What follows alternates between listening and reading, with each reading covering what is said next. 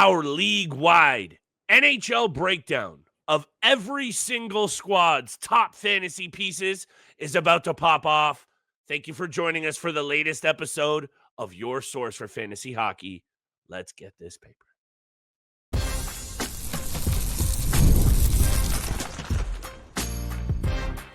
You're Locked On Fantasy Hockey, your daily podcast on fantasy hockey. Part of the Locked On Podcast Network, your team every day. What is good, my fantasy fanatics? Welcome back inside the lab to your daily 30-minute source for all things fantasy hockey, betting breakdowns, and NHL news to prepare yourself for the upcoming fantasy draft season. It's the Locked On Fantasy Hockey Podcast. Shout out to the everydayers holding us down, making us your first listen every single day. Today's episode is brought to you by Monarch Money. Take control of your finances with Monarch Money. Use code LOCKEDONNHL at monarchmoney.com for 50% off your first year. Mr. Rodin, we still have a lot going on the ice, and we'll continue to keep our listeners updated on anything that could potentially impact their ability to build a winning squad. But we're kicking off 32 episodes covering every single team in the NHL. We're starting at the bottom of the barrel. It's been a while, but guess what? There is a lot of fantasy value on these clubs. So on today's episode, the top 5 fantasy option on the San Jose Sharks, and we will get to every other squad across the league over the next couple of weeks. So make sure you guys stay tapped in. Look, the San Jose Sharks, it was rough last year, Steele. Some of these squads off the top, it's not going to be so pretty, especially when the goal differential for this club, minus 105. However, we can both agree the needle is pointed back in the right direction. Mike Grier has done a very good job in the front office so far, and I think there are some very intriguing fantasy options here to be had. Over to you, 5 through 1. We know who's at 1. We're just throwing out some good options for you guys on every single team. Look, it's tough to say that there even is a top 5 for the San Jose Sharks. And this is not top a team, 1, at least, I guess. Yeah, top 1. And this is not a team that has a lot of fantasy hockey value. And that's just me being super blunt about the situation. Yes, Mike Grier has done a pretty good job since taking over. The team has a lot of young guys, which we're going to talk about on today's episode. For me, and here's the caveat with this thing is like, we're doing this before July 1st. We're doing this before free agency. We're looking at the team as it is right now. Mm-hmm. With that also being said, I have a little bit of a loophole. I am going off the board here for my fantasy hockey value at number 5. And I'm going with whoever the San Jose Sharks pick with the second overall pick in the 2025 draft. So when you look at them right now, whether it's Matthew Schaefer, Michael Misa, Porter Martone, James Hagens, those 4 guys are top 5 draft picks, are likely to be projected to be top 5 picks in this year's 2025 draft.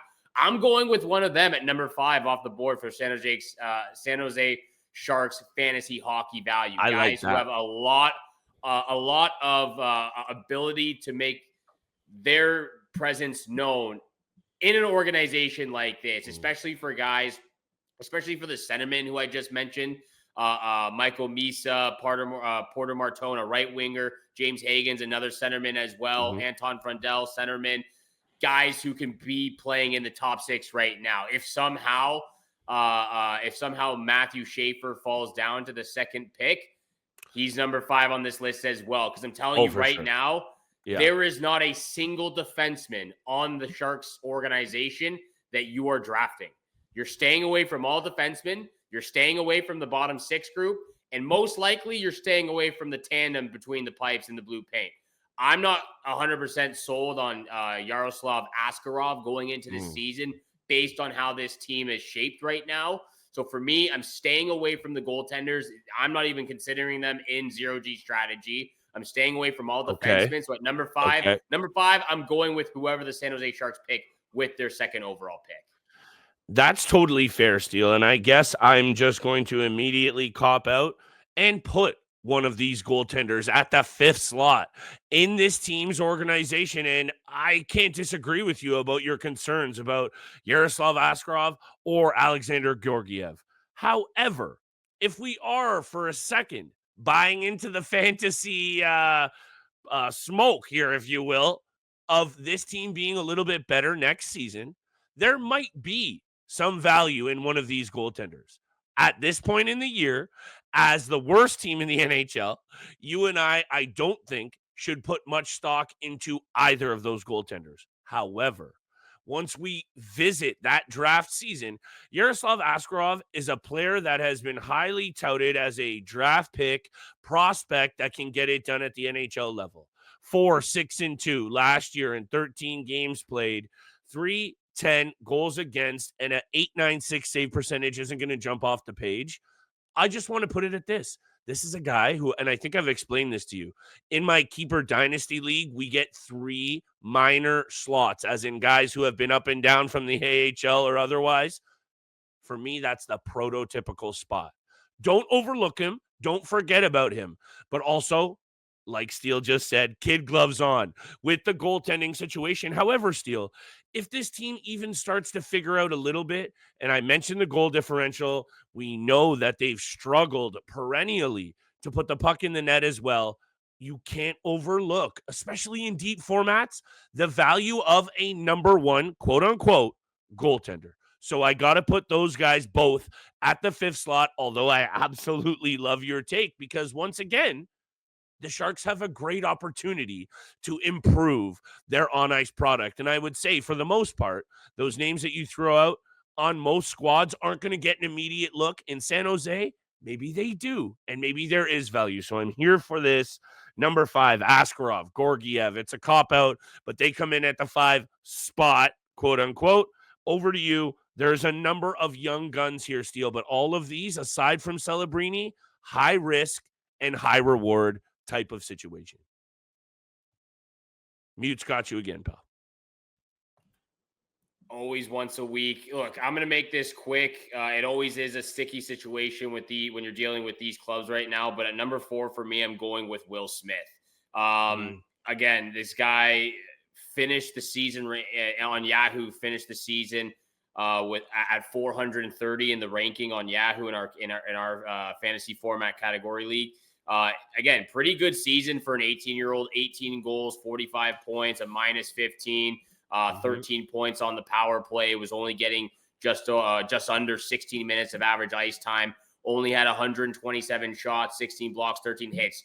That's what makes him fall at number 4 for me, is the lack of peripheral categories or peripheral standout with the blocks, the shots, the hits, even on the power play. Again, such a young player. He's going to improve. He's going to develop his game. I think right now his shot is really, really good, but can be better. He comes in at number 4 for me on this list, just because of those peripheral downfalls. Most definitely. And when we're going to talk about a couple of these players at the top of the list that most definitely there's some value to be had here. You just have to really know, especially with teams like the San Jose Sharks, where the roster is so in flux, what to do with them. So, yeah, you need to know what the roster is going to look like, and that's why I love the caveat that you threw out off the jump. Once July 1st hits, and I don't see the San Jose Sharks exactly fitting the mold as one of those busier clubs, but we're going to revisit some of these lineups. We just got to keep you guys updated on everything that's going on in the NHL, bottom to top, because Steele, you know this. There can always be a difference maker even on these bad teams. So the San Jose Sharks have the needle pointed back in the right direction. We will show you which ones to target after the break. We've got a whole bunch of other angles to cover. I think Steele even has a couple of bets. I can't remember, but that's because we are locked in on our friends at Monarch Money. Today's episode is brought to you by Monarch Money. You ever check that account and wonder, where did all my money go? Between dining out, online shopping, entertainment, it's easy to lose track, and that's where Monarch Money comes in, your personal CFO, giving you full visibility and control over your finances. Monarch Money isn't just a budgeting app. It's a complete financial command center where you track all your accounts, investments, and spending in one place, so you stop managing your money and you start building wealth all in one convenience. The easy collaboration. Managing money has never been this smooth. Take control of your finances with Monarch Money. Use code LOCKEDONNHL at monarchmoney.com for 50% off your first year. That's monarchmoney.com, code LOCKEDONNHL for half off your first year. And thank you so much for making the Locked On Fantasy Hockey Podcast your first listen every single day. Continue to smash that subscribe button, the follow button, leave a 5-star review for your boys here, Flip Livingstone and Steele, Rodin, San Jose Sharks, fantasy hockey assets going into the offseason, into next season. We're breaking it down for you, starting with the bottom teams and going all the way up, of course, to when we figure out who eventually lifts Lord Stanley in the Stanley Cup Finals. At number 3 on my list, it has to be William Eklund. It really is that guy. To me, it really is only William Eklund at number 3. The top 2 were solidified. Really good season from this guy, a little bit unexpected as well. 58 points in 77 games, career high for him in his second full NHL season. A -7, 29 penalty minutes, 151 shots, career high.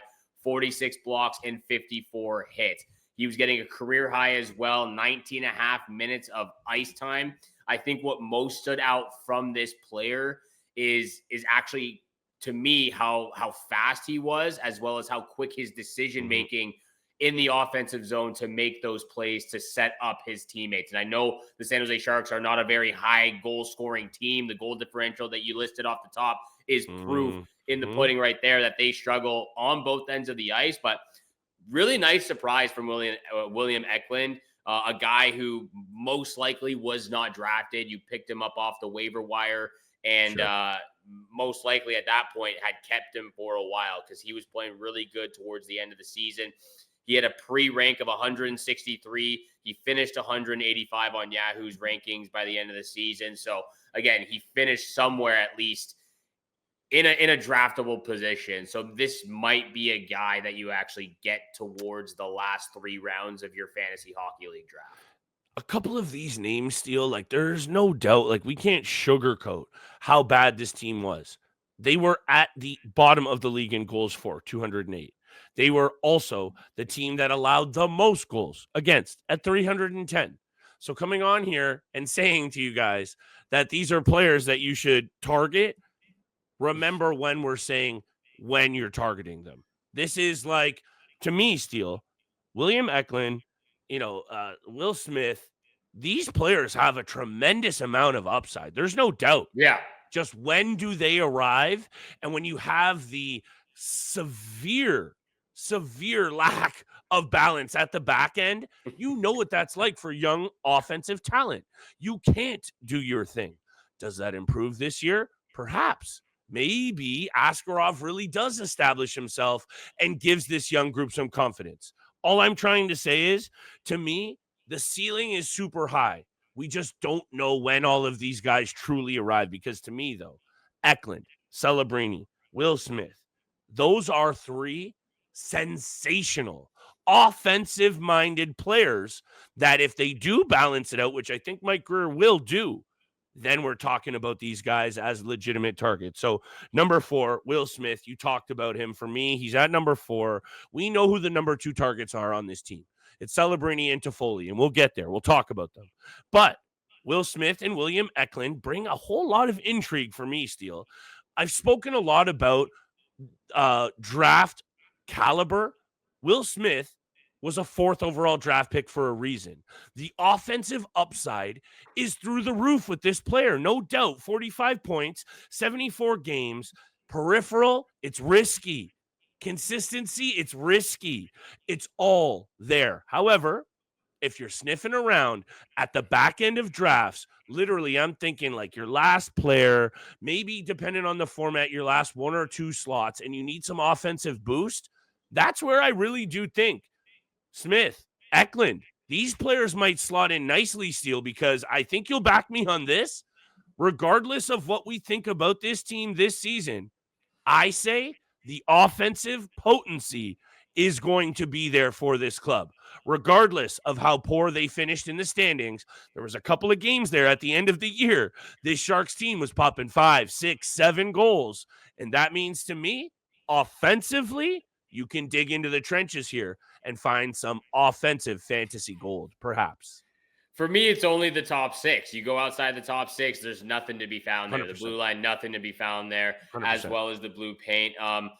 Again, for me as well, the only really big difference between Tyler Toffoli being at number 2 and William Eklund being at number 3 is the shot category, and that kind of correlates to the goals as well.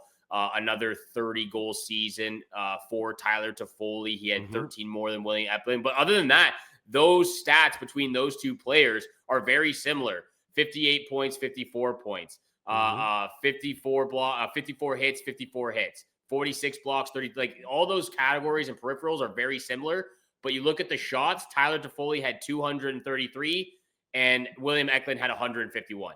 Right. Tyler Toffoli had 30 goals. Eklund had 17. Those two categories alone make a huge difference. And when you actually look at where they finished in the season ranking, there was only a 15-spot difference between them. So, like I was just saying, William Eklund's probably one of those last 3 to 4 rounds you might draft him. Tyler Toffoli's sort of in that same situation. Now, as the team develops and grows, as this young core gets better, Tyler Toffoli is still the veteran, the leader on this team, at least offensively, and he's going to be helping and providing a lot to those young guys that we've talked about. For me, Tyler Toffoli at number 2. He's probably getting drafted somewhere in the 15th, 16th round. It's interesting to me as well, and I think you and I have brought this up a couple of different episodes, is what this, not like the cap space was ever going to be an issue for the San Jose Sharks, but I feel like this offseason free agency window is going to be a real spicy one.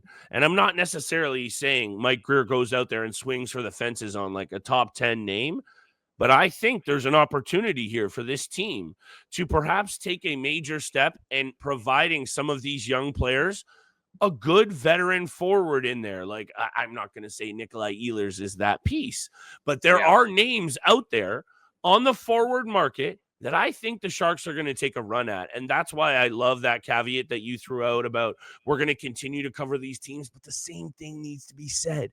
Pen and paper it, my friends. Get these names down, because at the end of your drafts, you're going to want to focus in on the best available options. And I'll say this now, whether you disagree about the other stuff, the San Jose Sharks will have some of those options that I think will be worth your while. I want to talk about a couple other names, Steele. Let's get into Celebrini. I'll give you my take on Toffoli. Today's episode short and sweet, my friends, but we'll be back all week long. 32 squads, breaking them down so you guys know how to tackle upcoming draft season. And big-time bets Boom. After the break.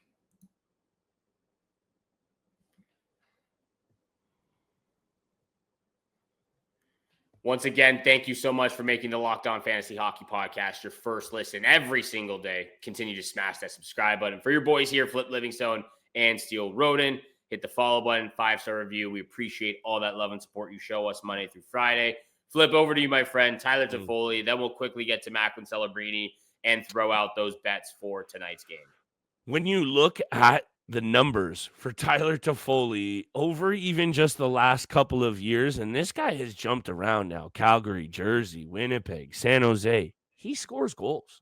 34, Yes, 33, 30. That makes him fantasy relevant.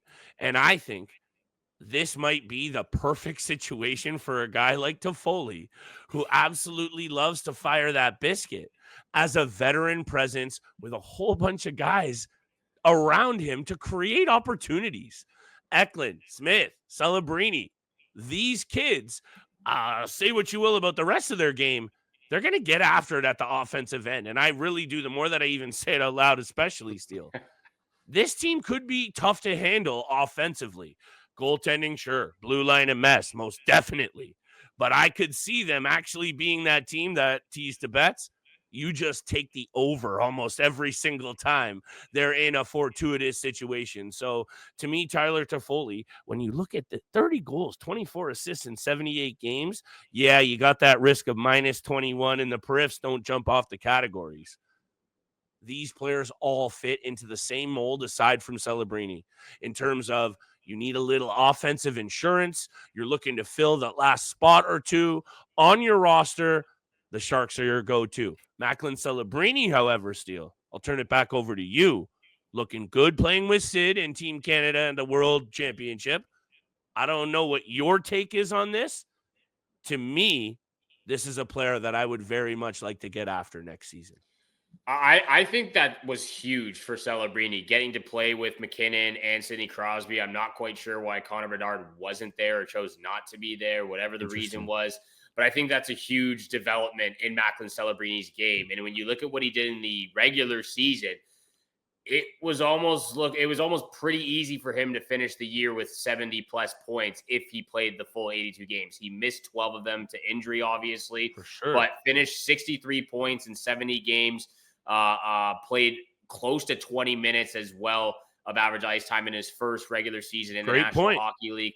53 blocks, 37 hits, 236 shots. This guy preseason ranking was 73. He finished at 74. So spot on projection from the Yahoo Club for where they had him finishing and where they ranked him. I think this guy, to me, still based on where the team is at, how long it might be for them to actually rebuild this to a contending team. I'm going to put Macklin Celebrini in the 5th round still. I think that's completely fair. I think that's where he should most likely be going. Sure. Again, when I think about it, I think 5th round is most accurate, whether it's early or late round. I'm going to place him right now in the 5th round. That's where I would be taking and eyeing to take him. What's interesting to me when you look at kind of the bottom end of the Western Conference, Preds, terrible last year. Blackhawks, joke. Kraken, Ducks. And I think you and I could probably also agree that the Ducks have the most positive future in terms of at least young prospects. Yes. What I'm trying to say is that bottom is open. And maybe the San Jose Sharks do have a little bit of a come up. We're going to have to break this down in closer, analyze angles, because at the end of the day, you're not touching some of these players aside from Macklin Celebrini at all, if possible, if your drafts went well. However, deeper formats, certain leagues, Steele and I are here for every single fantasy GM out there. I think I can speak for my man on the other side of the microphone on this one. The fantasy game is for everybody. The second anyone thinks that they've got it all figured out is the minute that GM is slipping. So stay up to date, tap into the pod, know what's going on even with the bad squads. We'll continue to do it all the way from the bottom to the top. Chicago Blackhawks. On the next episode, we'll break that down for you guys. Bets, Mr. Rodin. How are you feeling headed into tonight? Because I still am bitter about how things went down, Leafs. We know this. But when you see the Florida Panthers flex their muscle like they have just done, makes me feel a little bit better, because this is the best team in the NHL. Hands down, enough said. That's why they are the defending Stanley Cup champions, and that's why Paul Maurice is one of the best head coaches in the game right now. I don't know what's worse, though. The Game 7 losing streak for the Toronto Maple Leafs, 5 or 6 in a row now, or the Carolina Hurricanes going 0-15 in the Eastern Conference Finals. They haven't won an Eastern Conference Finals game, I believe, since 2004. So It's been a long time. And I'm not here for the Maple Leaf jokes anymore. Let's get all over these Canes. Start firing chirps towards them them now. Yep. We gotta make that statement right here, real clear. Thank you. Bets though. Big time bets. We're looking at it. I got 4 picks, same game parlay. Woo, hit me. The series is over tonight. The Panthers are going to the Stanley Cup Finals, and they're going to await the Edmonton Oilers or Dallas Stars. It's as simple as that. So, number one, it hit for me last game. It hit for me as well in game 1. Brad Marchand, 2+ shots. Banged out for me last game. Kachuk, 3+ shots as well. I'm going to take the Panthers on the money line. Yes. And Alexander Barkov, 2+ points in this matchup. 4 picks. I don't have the odds with me right now. I'm going to get them to you tonight before game time, but 4 picks. Brad Marchand, 2+ shots. Kachuk, 3+ shots. Panthers money line and Barkov, 2+ points. Alexander Barkov, can somebody who knows something about hockey throw more respect somehow on this guy's name? 3 goals, 4 assists in the last 4 games. This man operates in silence. He gets it done, and you don't even realize how effective he is. And I don't want to gush too much on the team that just ripped the hearts out of us once again, Steele, but let's be clear. The Florida Panthers toyed with the Toronto Maple Leafs. They were never and weren't going to be on that level, and it's clear the Carolina Hurricanes are not either. So shout out to all these picks. Shout out to Barkov. Man, this team they lose Reinhart, their number 1 goal man, and they pop 6. That's just seriously impressive. And you know what else that we should probably take away here? All those doubts that you had about Pyotr Kochetkov probably going to hold true into next season as well. I tried to warn everybody. You were right. Look, he had us in the first 2 periods. He had us there, but then his true self just had to come out. Just had to show everybody what he really is about. And I'm telling you, Kochetkov is not that guy. Fugazi. He is Fugazi right now. Look, big time bets. We're getting after it. Game 4 of the Eastern Conference Finals. Brad Marchand, 2+ shots. Lock of the night. Thank you so much for making the Locked On Fantasy Hockey Podcast your first listen. For your second listen, check out the all-new Locked On NHL Game Night. Every game, every night, until a Stanley Cup champion is crowned. Get local analysis on a national scale from both Flip and I. We wish you good luck with those bets tonight, and we shall see you back here again tomorrow. Peace.